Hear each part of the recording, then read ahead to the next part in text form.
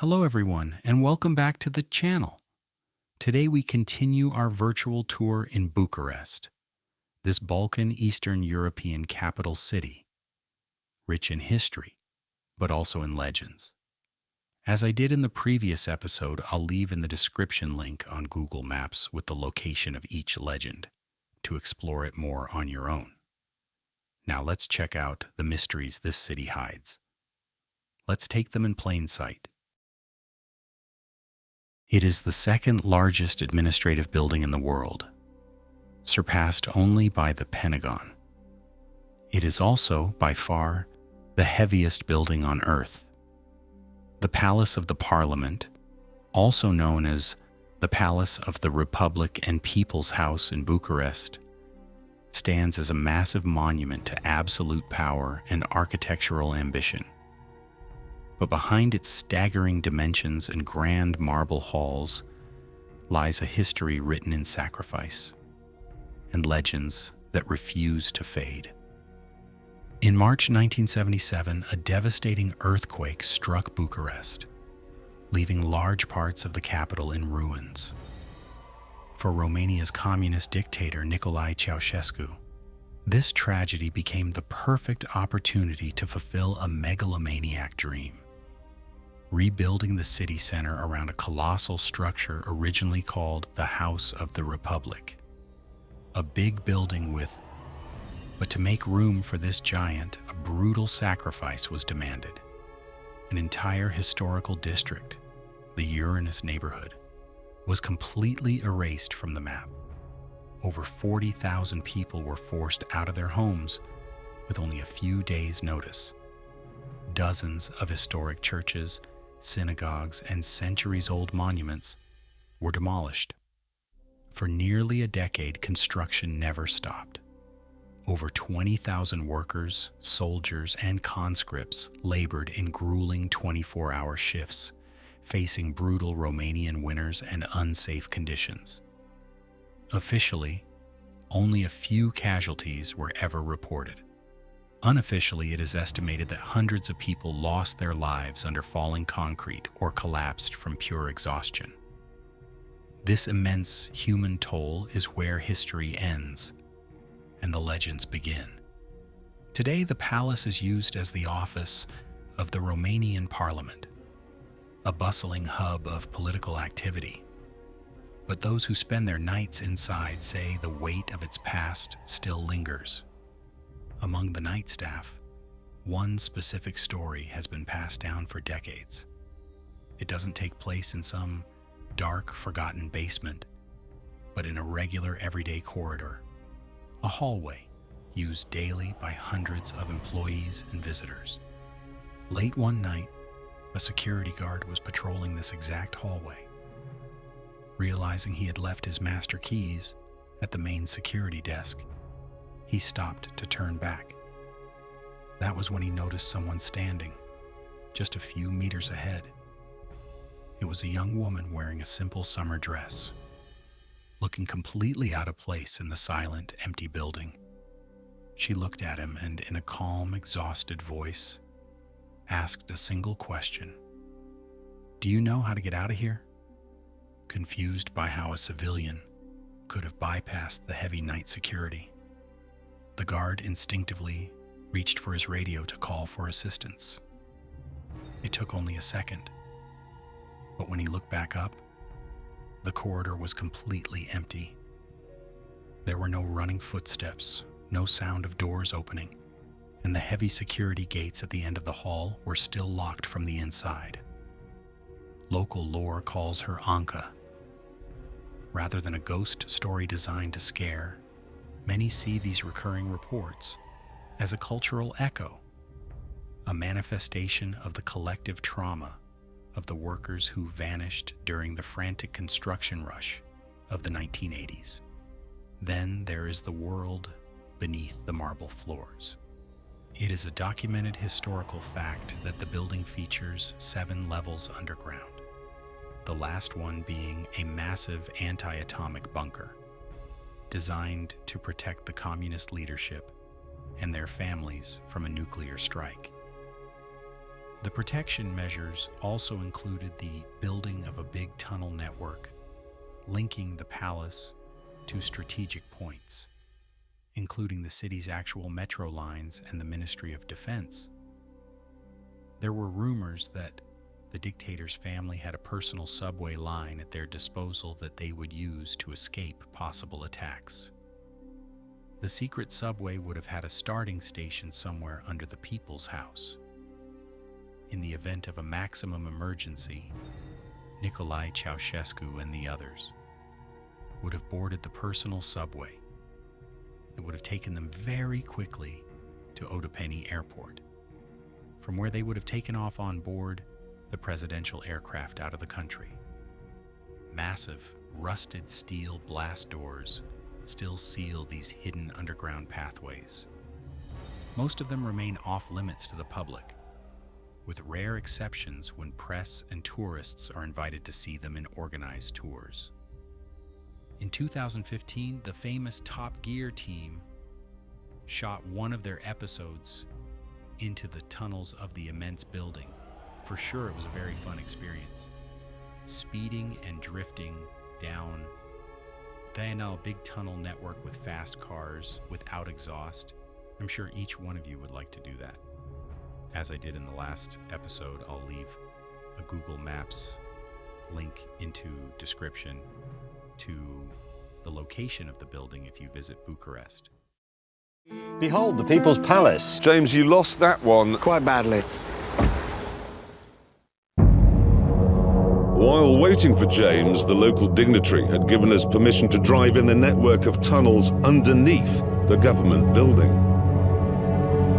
This, we feel, is not something that would be allowed in Britain.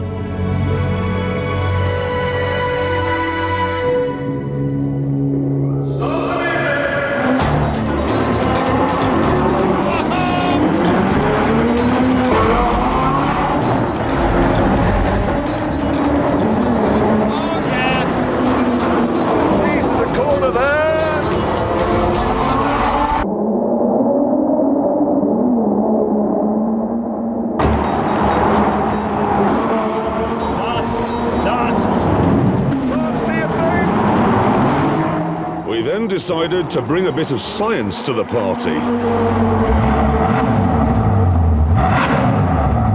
That is a decibel-o-meter, and I'm going to see how loud the Ferrari is. Ready? Go to there, 75, 82.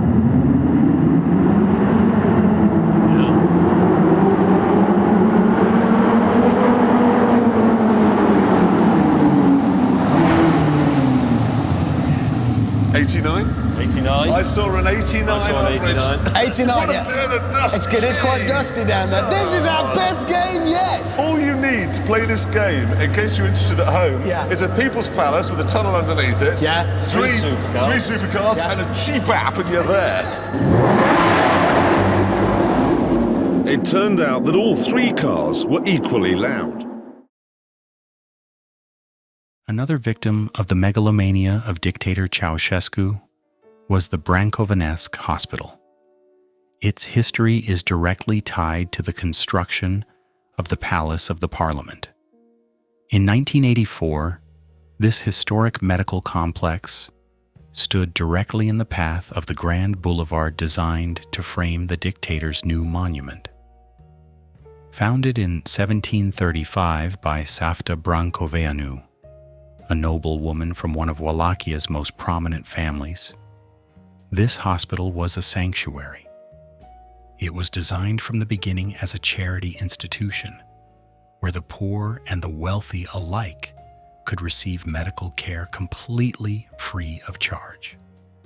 Over 2.5 centuries, the complex grew into a masterpiece of neo-Romanian architecture, featuring majestic stone arches and quiet inner courtyards. It survived the plagues of the 18th century, devastating fires, and the heavy bombings of World War II. But in the spring of 1984, it could not survive the shadow of the rising palace, because it stood directly in the path of the new Victory of Socialism Boulevard. the grand avenue designed to frame Ceausescu's giant palace, the fully functional and recently modernized hospital was ordered to be demolished. The decision sent shockwaves through the city. Doctors and nurses pleaded with the authorities, showing that the grand boulevard could easily curve by just a few meters to spare the landmark. Their requests were completely ignored. The regime ordered its immediate destruction. The evacuation was chaotic and heartbreaking. Staff members worked through the night to save what they could, moving advanced medical equipment, rare books, and historic archives into trucks, while the sound of bulldozers could already be heard outside the windows. In a matter of weeks, a 250-year-old pillar of the community was turned to dust, solely to ensure an unobstructed view of the dictator's new monument. Tearing down the landmark proved to be an unexpected challenge for the demolition crews.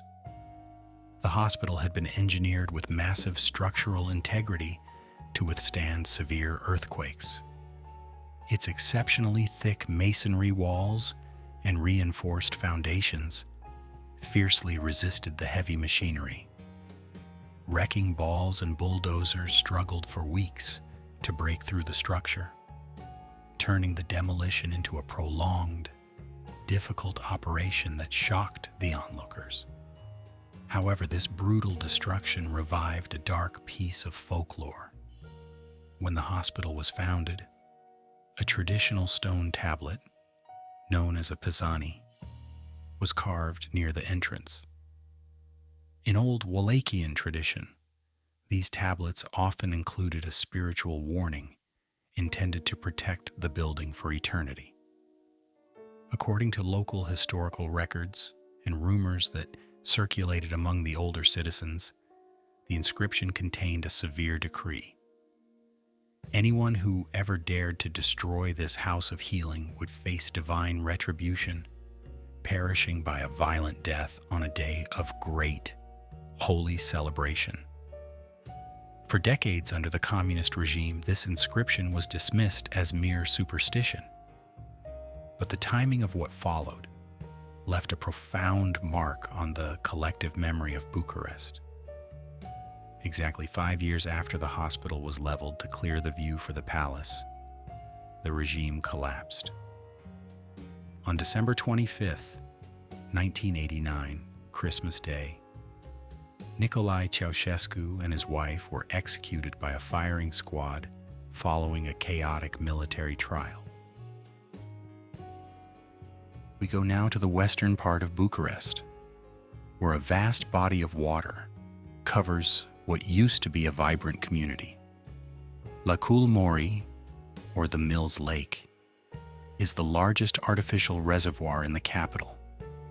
It was engineered in the mid-1980s for a practical purpose: to control the unpredictable floods of the Dâmbovița River, which had severely damaged the city in previous decades. To create this massive basin, the communist administration ordered the complete sacrifice of the old Crângași neighborhood. Over 400 homes, 2 schools, and entire streets were condemned to disappear beneath the water. The most controversial part of the project involved the local cemetery and the historic church of St. Nicholas. Families were given a critically short deadline to exhume their deceased relatives and relocate them to other sites outside the city. Because the engineering schedule was strictly enforced, the relocation turned into a race against time. When the deadline expired, heavy bulldozers entered the grounds, leveling the remaining graves and mixing the soil before the valley was permanently flooded. On May 21st, 1986, during a major religious holiday, demolition crews arrived to dismantle the St. Nicholas Church. The parish priest and local volunteers managed to salvage a few historical icons and archives just hours before the structure was torn down. By August of that same year, the floodgates were closed, and millions of tons of water submerged the valley. Today, La Coule-Maurie is a popular destination for recreation and sunsets.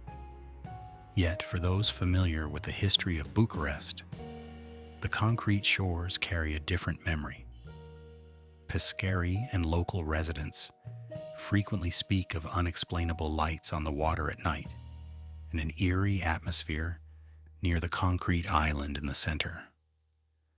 These modern urban legends serve as a lasting reminder of the community that remains buried intact beneath the lake. As we talked about reservoirs built over communities, Mills Lake have a twin in the southern district of the city.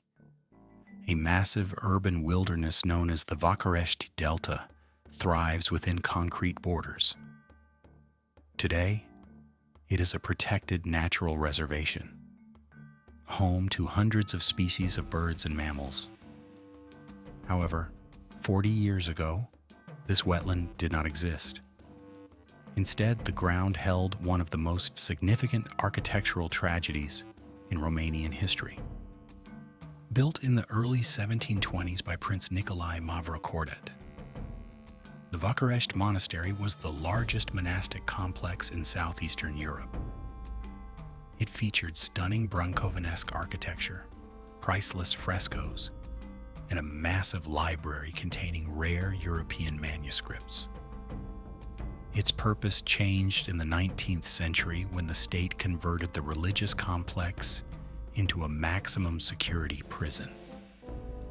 Prominent Romanian writers, politicians, and intellectuals were incarcerated within its thick stone walls over the decades, infusing the historical site with a heavy, grim atmosphere. And on December 2nd, 1984, our main character from the previous stories, Nicolae Ceausescu, visited the complex and ordered its complete demolition. The plan was the same as with the Mills Lake: hydrographic planning of the Dambovita River and flood protection. Despite desperate interventions from historians and the Romanian Academy, who argued that the monastery could be restored and integrated into the city, the demolition crews arrived. The destruction was systematic. Workers stripped the valuable stone columns, while specialists managed to salvage only a small fraction of the historic frescoes before the walls were smashed by wrecking balls. By 1987, the 260-year-old monument was entirely erased. The regime built a massive concrete dike around the perimeter and began filling the basin with water from the Argeș River via another lake 27 kilometers away from the city, using only gravitational force. However, the engineering project was flawed, and the pipes constantly failed. Following the 1989 revolution, the construction was abandoned entirely, and the lake was emptied. Left undisturbed for nearly 3 decades, underground springs slowly filled the pit, and nature reclaimed the concrete wasteland.